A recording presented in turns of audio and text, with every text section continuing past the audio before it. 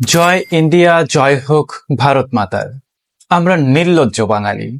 বাঙালি সব জানে, সব বোঝে, শুধু স্বার্থের জন্য কিছু বলে না। মোট কথা, দাসত্ব তো আমাদের রক্তের সাথে মিশ্রিত। আমি চুপ, আমরা চুপ, জাতি নিশ্চুপ। পুরো ভারত বাংলাদেশকে গিলে নিলেও চুপ।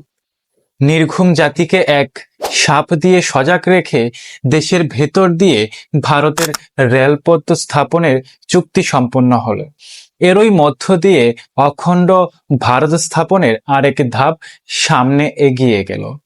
23 জুন 1757 বাংলার স্বাধীনতার সূর্য ডুবে যায়।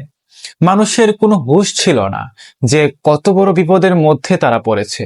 23 জুন 2024 ভারত দেশকে তাদের রেল করিডোর বানিয়ে সার্বভৌমত্ব দাফন করে অখণ্ড ভারতের পথে আরেক পর্যায় সম্পন্ন করলো। আমাদের হুঁশ আগের মতোই।